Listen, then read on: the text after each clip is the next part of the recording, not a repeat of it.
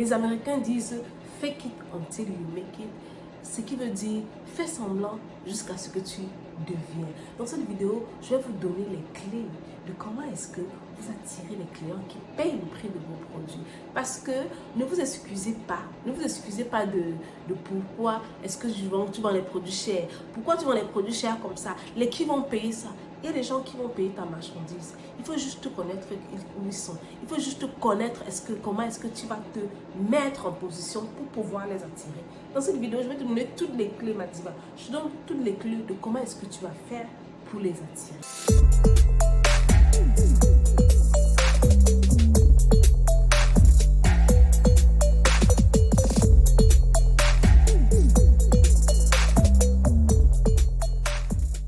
Bienvenue dans notre chaîne YouTube, bienvenue dans cette nouvelle vidéo. Si tu es nouvelle ici, n'oublie pas, abonne-toi, active notre cloche de notification pour ne rien rater. Aujourd'hui, je vais te parler de comment est-ce que tu attires les clients qui payent le prix de tes produits. Ne t'inquiète pas parce que tu peux vendre des produits de luxe même si tu quittes d'un milieu de pauvres, même si tu quittes d'un milieu où il n'y a pas de femmes qui achètent des produits de luxe. Ce n'est pas un problème. Comment est-ce que tu fais pour les attirer? La première des choses, c'est que tu dois connaître le produit que tu vends. Oui, tu dois connaître le produit que tu vends de fond en comble. Tu ne peux pas vendre un produit, tu ne peux pas vendre ces mèches, tu ne sais pas expliquer, tu ne peux pas dire au client est-ce que cette mèche c'est une mèche de qualité, peut-être X, ça fait X, Y et Z, tu peux le porter à telle occasion ou à telle occasion. Tu dois connaître ton produit. Si tu vends des produits capillaires par exemple, comme moi je vends, tu dois connaître, pouvoir expliquer au client que en fait ce produit c'est un shampoing, il sert à hydrater, tu vas le mettre à telle heure et à telle heure, ça va te donner tel résultat et tel résultat. Tu dois être capable de pouvoir expliquer ça au client.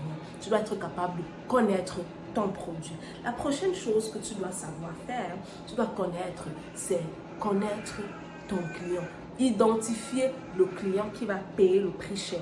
Le client qui va payer le prix cher, qui va payer ton prix de produit. Par exemple, tu vends une mèche de 200 000, tu vas dire, ok, les personnes qui vont payer mes mèches de 200 000 sont des personnes qui aiment des choses de bonne qualité, sont des personnes qui aiment voyager, sont des personnes qui ont un bon boulot, qui ont un bon salaire, qui ont un certain lifestyle. Et tu dois savoir comment est-ce que tu vas retrouver ces personnes. Comment est-ce que tu peux retrouver ces personnes? Par exemple, si tu vends des produits physiques, tu dois par exemple aller dans un quartier où tu sais que ce sont des gens d'une certaine classe qui habitent là-bas. Tu dois présenter ton produit là-bas. Tu dois aller peut-être dans des réunions, tu sais que ce sont les réunions des grandes femmes, des femmes d'affaires qui ont l'habitude de payer les mèches de 200 000, de 100 000. Ou si tu es sur Internet, tu dois aller sur Internet, tu dois te présenter chez les femmes qui ont un certain lifestyle, qui aiment choper en ligne, qui aiment acheter des produits de qualité, qui aiment la bonne qualité, qui aiment voyager et tout ça. Facebook te permet d'identifier ce genre de personnes. La prochaine des choses que tu dois apprendre à faire, c'est savoir retenir ses clients. Comment est-ce que tu retiens ces femmes qui vont payer ton produit? La première des choses que tu dois faire, c'est aimer ton produit, avoir la passion de ton produit, parce que tu ne peux pas vendre quelque chose que tu n'aimes pas. Tu ne peux pas retenir les gens lorsque tu n'as pas une certaine passion, lorsque tu n'as pas un certain amour, parce que tout passe par l'amour, tout passe par la passion. Tu dois savoir comment est-ce que tu vas leur parler. Lorsque tu leur parles, le client doit voir que cette personne aime ce qu'elle fait, cette personne aime ce produit, cette personne connaît ce produit. Tu dois savoir leur parler. Je prends un exemple. Il est inadmissible, si ta cible sont les femmes, des femmes qui aiment les choses de luxe, des femmes qui aiment dépenser leur argent, il est inadmissible que tu t'adresses à elles comme ma mère, comme ma copine, comme en disant, je sais pas, ma copine, ma mère, ma co, il y a des gens où, je sais pas, la go, voilà, il y a des langages comme ça. Tu dois éviter ce genre de langage parce que ces femmes ne parlent pas ce langage. Ces femmes aiment qu'on s'adresse à elles comme madame, madame, madame. C'est ça, c'est le langage qui passe. Et lorsque vous vous adressez à elle, vous n'avez pas le langage du genre, ouais, le marché était dit, ouais, le langage de plainte ou de lamentation. Non, elles n'ont pas le temps pour ça. Ou ces femmes, ce ne sont pas des femmes où elles vont arriver, vous allez commencer à leur raconter toute votre journée ou toute votre vie. Ah, ici, tu vois le voisin là, c'est elle qui fait telle chose là-bas. Oh, tu vois le client qui vient de sortir là, vraiment, c'est une grande cliente à moi, hein. Des choses comme ça. Les femmes qui vont payer ta marchandise, des femmes qui ont une certaine, qui payent le prix, qui payent les bonnes marchandises, n'ont pas le temps de t'écouter, d'écouter ta vie ou de comment est-ce que ton business a marché tout au long de la journée. Elles n'ont pas ce temps-là. Elles viennent, bonsoir madame, bienvenue, qu'est-ce que vous voulez, en quoi je peux vous aider? Vous rentrez, vous parlez moins, vous êtes essentiel, vous dites des choses essentielles et vous allez droit au but. Voilà la première des choses. Et lorsque vous présentez maintenant le produit au client, à la cliente, vous devez leur expliquer avec beaucoup d'amour, beaucoup de passion, et vous devez montrer à votre client que vous connaissez ce que vous êtes en train de vendre. Vous n'êtes pas en train de vendre à peu près. Cependant, vous devez aussi avoir une allure et un vestimentaire qui va avec. Vous ne pouvez pas être en train de présenter la mèche, c'est une bonne mèche, waouh, elle est ceci. Vous-même, sur votre tête là, vous n'avez rien. Vous n'avez même pas une mèche. Vous ne ressemblez même pas à quelqu'un qui a même porté une mèche brésilienne un jour.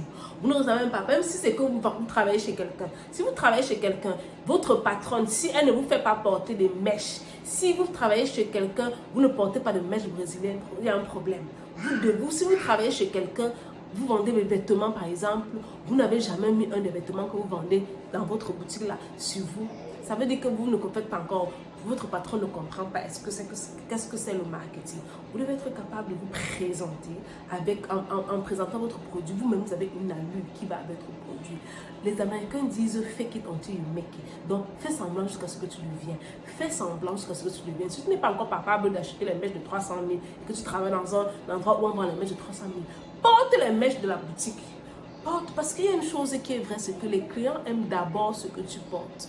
Les clients, tu vas leur présenter un produit qui est déposé là, il va te dire que je veux ce que tu as sur ta tête. Le client aime d'abord ce que tu as sur toi. Le client veut d'abord te ressembler. Donc, il s'identifie à toi. Si tu n'es pas identifiable, si tu n'as pas une allure de ce que tu es en train de vendre, tu perds ton temps. Le client va venir et il va partir. Donc, il est très important de savoir parler, d'éviter les propos de quartier, de bien s'exprimer au client. Ensuite, de porter le produit sur soi, de bien s'habiller, de bien se maquiller, d'être éloquent. Voilà, je vais vous donner un exemple. Moi, au départ, quand je commençais à vendre mes produits au Cameroun, j'ai dit à mes filles qu'on ne discute pas nos produits, on ne marchande pas nos produits. Donc, si je dis que le produit, c'est 10 000 francs, il va coûter 10 000 francs. Ma fille disait, oh, tout le temps, les gens viennent ici, elles discutent vraiment de Dieu. Les gens disent 2 000, les gens disent que c'est cher. Je lui ai dit, écoute, ça, c'est pas nos clients. Ce n'est pas encore nos clients. Donne-moi 2 mois et fais ce que je suis en train de te dire.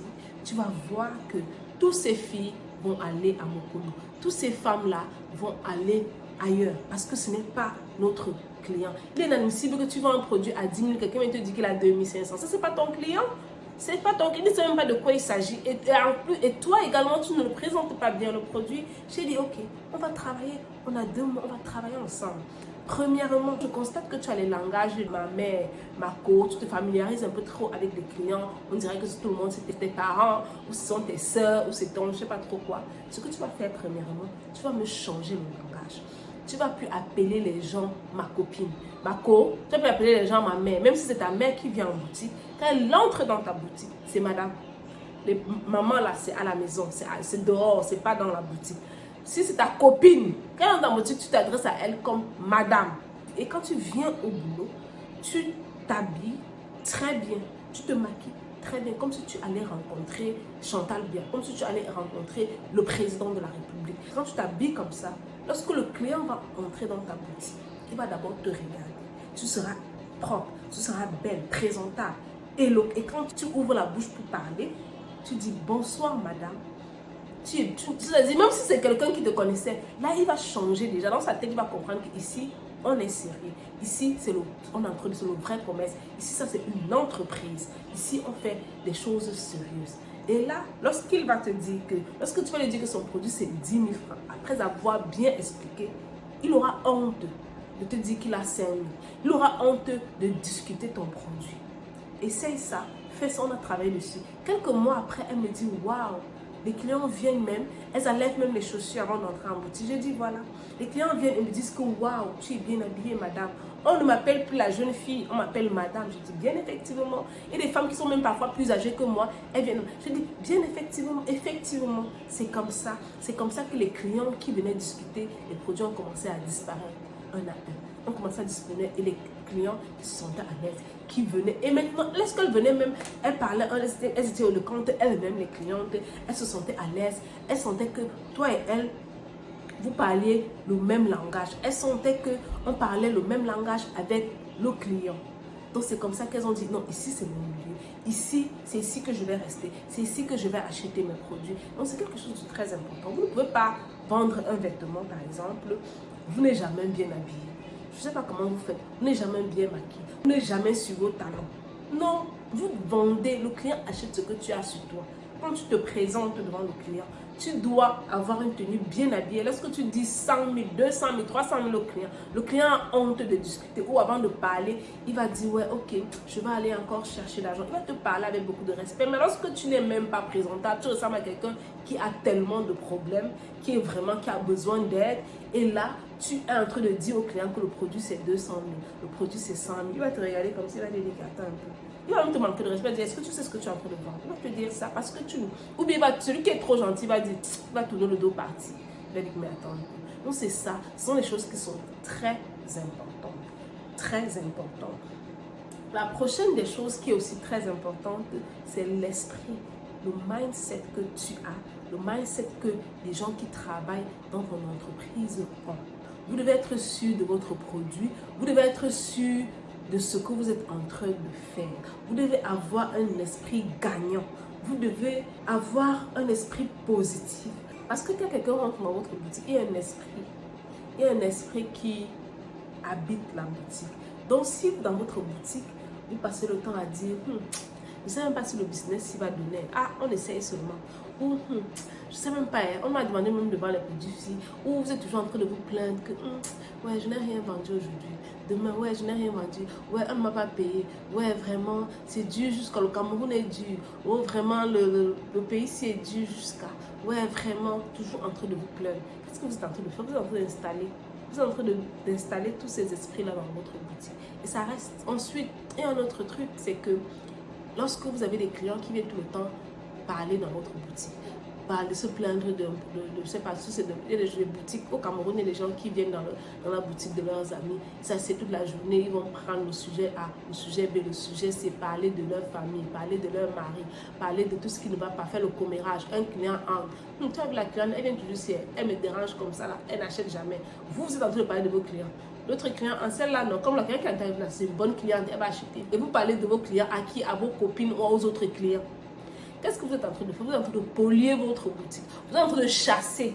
Parce que le pouvoir de la parole, vous êtes en train de chasser vos clients avec ce que vous êtes en train de dire.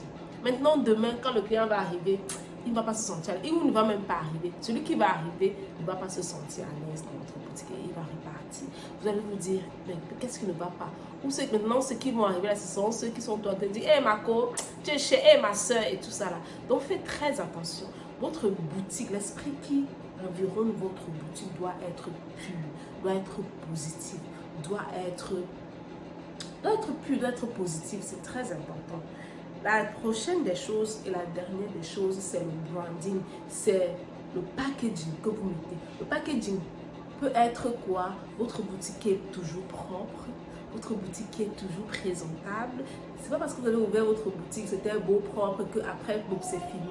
Vous allez abandonner tout, vous n'allez plus entretenir, vous n'allez plus rénover. Non, c'est très important parce que les clients que vous attirez là, que vous avez identifiés là, ce sont peut-être les gens qui aiment les bonnes choses, les gens qui aiment les choses nouvelles, ce sont des gens qui aiment la beauté, qui aiment la propreté. Donc vous devez toujours rester propre dans votre business. Donc vous devez toujours être en train de rénover. Donc vous devez toujours être en train de chercher des stratégies pour attirer dans le style, dans la beauté, dans la classe.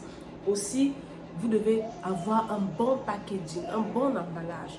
Vous devez toujours penser aux petits cadeaux qui font en sorte que les clients veulent revenir à chaque fois. Il est inadmissible que vous vendez des produits chers, vous n'avez pas un bon emballage. Vous utilisez les plastiques communs pour emballer vos produits. Non, vous devez avoir un packaging que lorsque le client met sa chose dans votre plastique, il est content. Et il faut savoir que votre packaging fait encore votre publicité. Votre image compte. Votre image compte. Lorsque vous mettez vos produits dehors, lorsque vous mettez vos produits dans votre paquet, lorsque le client arrête ça comme ça, il est fier d'arrêter. Vous savez, il y a des gens qui prennent par exemple les packaging de Chanel, les cartons, les sacs de Chanel. Ils déposent dans leur maison, ils ne jettent même pas. Juste le paquet de Chanel, il n'y a rien dedans. C'est quoi? C'est le packaging. Il a déjà fait, c'est-à-dire il a déjà travaillé son image de la sorte que rien que son packaging, ça fait la différence, que son packaging, ça parle. Donc, vous ne devez pas négliger cet aspect du packaging. Il est inadmissible que les emballages, vous négligez, les cadeaux, ou lorsque le client entre chez vous, comment vous l'accueillez, qu'est-ce que vous lui donnez quand il est là. Tout ça est important. C'est le packaging de votre business. Ainsi, les clients ne pourront que payer le prix de votre produit. Ainsi, quand les clients vont arriver, ou si les gens qui vont arriver sentent que non, c'est pas leur niveau, ils vont partir, ils vont dire non, ici là, c'est pas mon niveau. Là, on n'a pas besoin de savoir d'où vous venez. On n'a pas besoin de savoir si vous avez l'argent ou si vous n'avez pas l'argent. Non, c'est ce que vous vendez qui est important. Votre produit a déjà un prix. Vous devez ressembler au produit que vous vendez. Vous devez avoir la même allure que votre produit. Si votre produit est 500 000, vous devez aussi ressembler à quelqu'un. Vous devez ressembler à 500 000. Vous ne devez pas ressembler à 1000 francs et vous vendez un produit de 500 000. Ce n'est pas possible. Donc, j'espère que vous avez retenu quelque chose dans cette vidéo. Ayez l'allure de vos produits. Okay? Fake it until you make it. Fais semblant jusqu'à ce que tu deviens ce que tu veux devenir. C'est le mot que je vais te laisser. Fais semblant jusqu'à ce que tu deviens. Ok, si tu es nouvelle ici, abonne-toi dans notre page YouTube, active notre cloche de notification pour ne rien rater. On se dit à la prochaine vidéo. Ciao.